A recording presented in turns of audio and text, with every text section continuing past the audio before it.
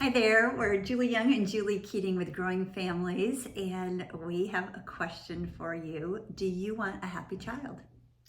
Of course I do. Of course, who doesn't want a happy child? Isn't that the goal? What a dumb question. Right. Right. Speak life, an unwise question. Yes. Well, we're going to be talking about happiness versus holiness, and we're going to suggest that there may be a different route to happiness. Yeah, we all want happiness. And yes, that is a goal. We're not going to say that no, you shouldn't have a happy child. But sometimes the techniques, the ways that we do things, and the mom as a dad might actually be settling for short-term happiness at the cost of long-term happiness. And sometimes we have to give up short-term happiness with the vision and the goal of long-term happiness. So we're going to talk a lot about that. Because when we get a holy child, they're gonna be happy. Yes. And we'll dig into that now. Yes, and it's so, I love what you said. And maybe there's some things that we can consider or ask ourselves. Yeah. Are there behaviors that you're allowing for the sake of that short-term happiness?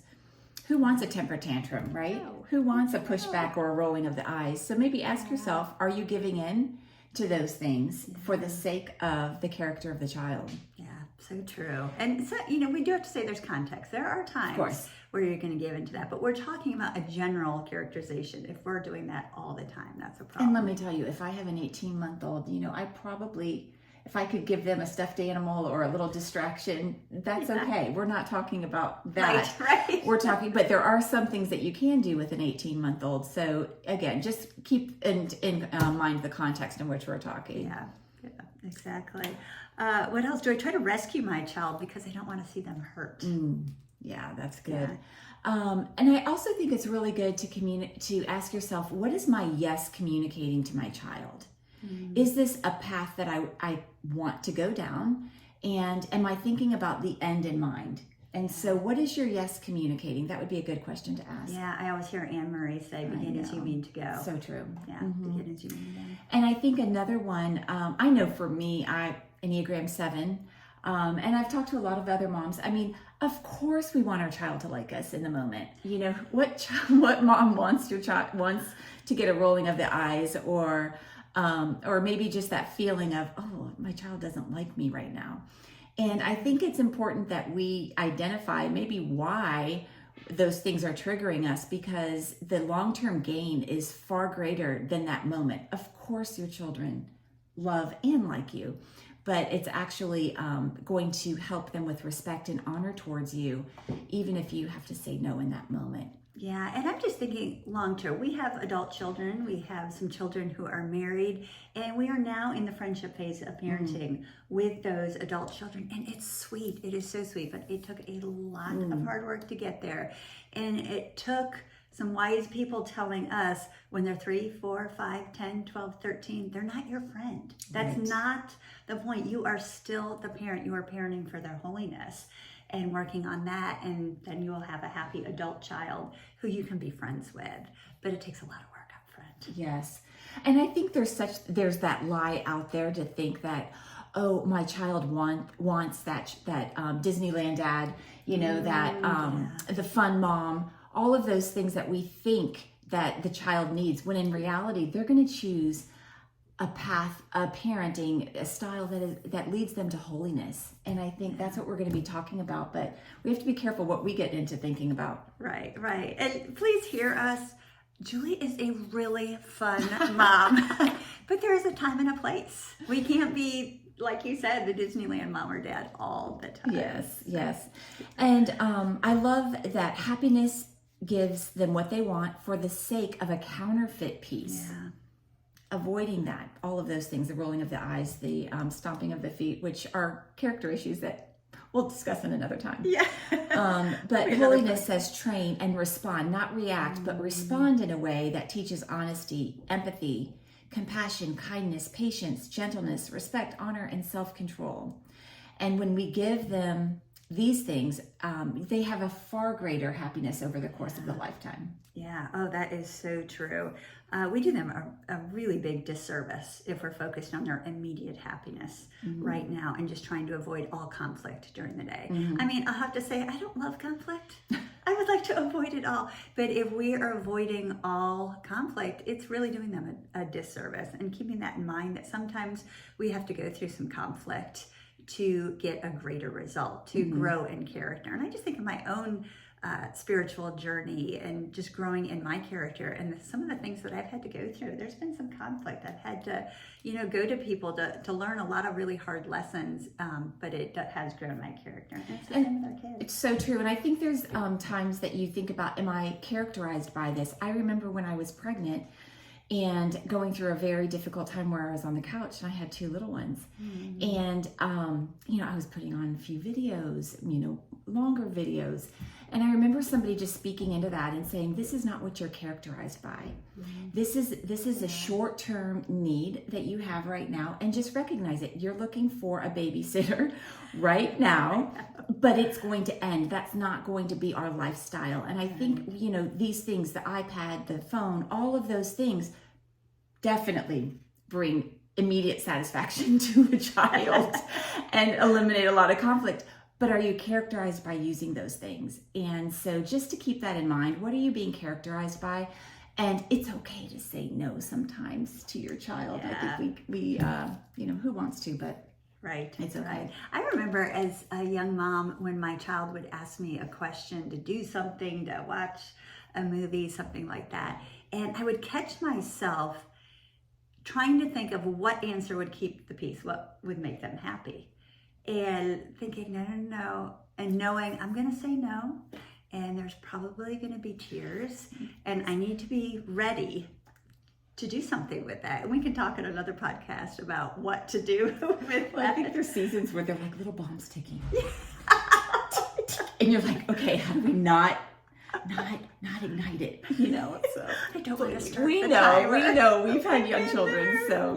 Yes. I love the quote from the Ezzos, and it says, holiness is more important, which is what we're talking. And they describe holiness as moral contentment.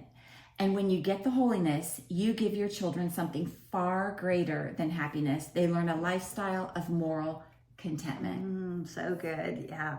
And I often think when we strive to make our children happy, we're feeding into this inherent selfishness that we are all born with. I mean, think of your 2-year-old. You don't have to teach them to say mine and give me.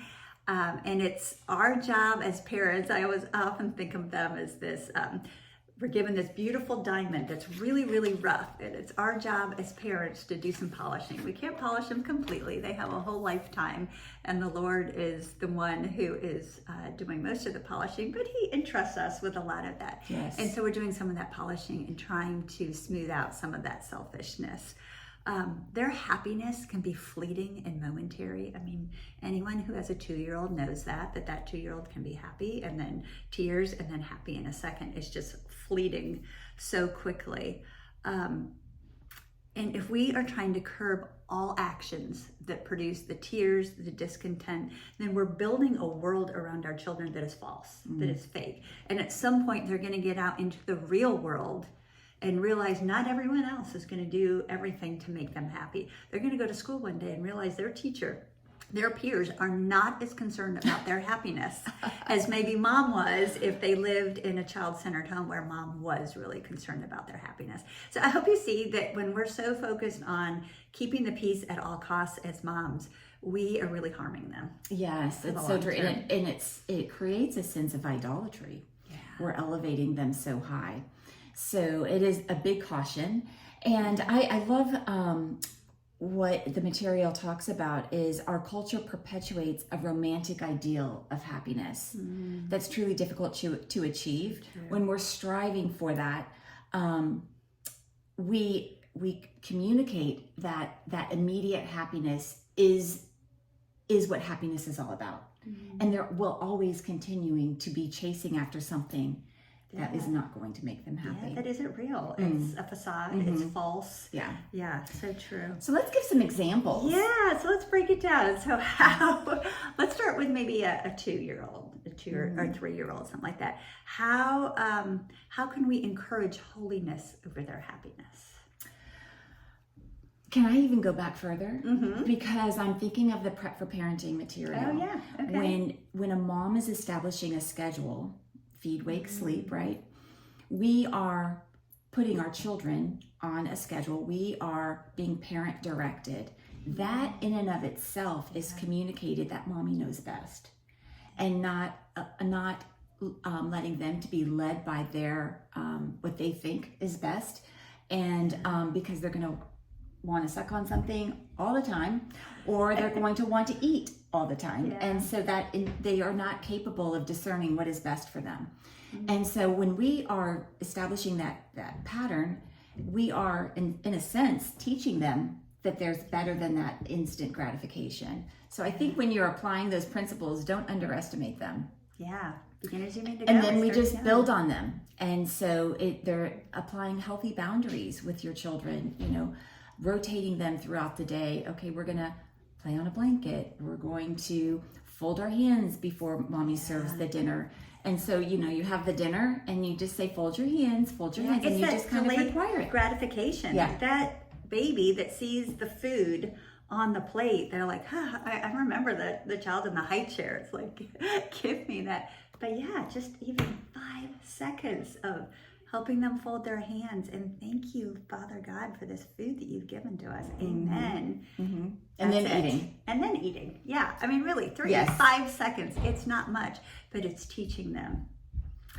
And then that evolves into when they're older, asking to be excused before they get up from the table. Little things like that. Asking permission is such a wonderful way to train their hearts to be yielded to mom and dad and to show honor and respect. But, and then obviously when you have a child that maybe is asking for dessert for breakfast, I mean, certainly, every child's going to give that one a try. Did you ever I have one child that gave that a try for a long season. And that's hard because that will wear you down. Fine. Have you ever done that? Fine. I know I have. Yes. I'm like, fine. I was like, I just gave in. Instead of having a little sit time and it's 6:30 in the morning and you're saying no to an ice cream sandwich, right? And I'm like, wow, I could really take care of this. Give her the ice cream sandwich. What's the big deal? But, it shows itself up in other attitudes as well. So again, parenting for the long term, not for that instant happiness. Yes. And then I think about the child, and I have a funny story about this, but who wants to watch a movie that all the other kids are watching or the older siblings are watching. And thankfully, there's so many good apps and websites now that you can quickly see, what kind of language, what kind of violence. Is this something that I think my child is ready for? And I say no to movies a lot. And I get a lot. It's just happened this week, actually, in my home. My youngest is 10, and, we have a lot of teenagers in our home. So, and adult children. And adult children who are watching movies that are not something that my 10-year-old are ready for and just does not understand it. Now, if it's early in the day, sometimes he can watch an alternate movie in another room or whatever. Sometimes it's just late, and you know what? You need to go to bed anyway. But my 17-year-old was just laughing because she said, I remember, Mom, I thought I should be able to watch all the movies that the older one, she's the fourth of our 7 kids.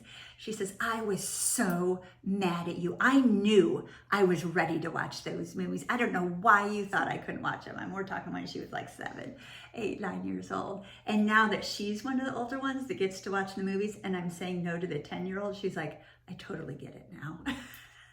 So, and she's a great kid. She does not hate me. We have a wonderful relationship. So but when she was 7, 8, 9, she was often mad at me when I would say no to movies. And you know what? Hats off to you, I have to say, because here you are still parenting intentionally with a 10-year-old. It'd be easy and to the 7th child. I mean, I get a little glimpse of that with Henry, my 5th, but it's easy to let things slip and slide. But again, we have to remember the long-term goal of parenting, and that is the moral contentment. Yeah, exactly. Let's talk about rescuing our children. It's very tempting to want to rescue them. They can often make you feel guilty for not rescuing them. I'm thinking of the forgotten lunch at school, the forgotten homework, and they call you and say, will you please bring it in? And you can't, and you won't. And they're like, I can't, I'm going to fail, but I'm not going to get into the college because of you, and they go on, and you start to feel guilty. And don't give in to that false guilt. You should not feel guilty.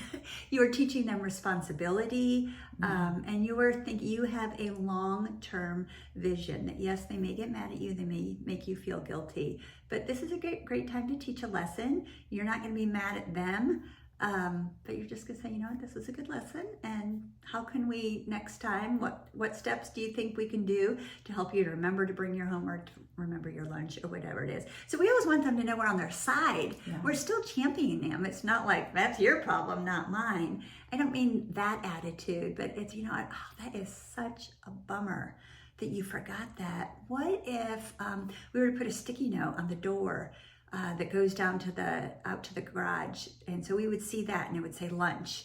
You know, would that help you remember? And so they see that we're on their side, but not as a rescuer all the time. All the time. And I think it's important to think of what is your child characterized by. Yeah. I have to say I'm probably guilty of taking up some tennis shoes for a soccer game because I was already going, you know. Yeah. And so we're talking, never. Please hear us. We're talking in generalization. And so, but it is a great way for children. And I know I've talked to so many moms, and me included, you know that, ooh, this is going to affect their grade.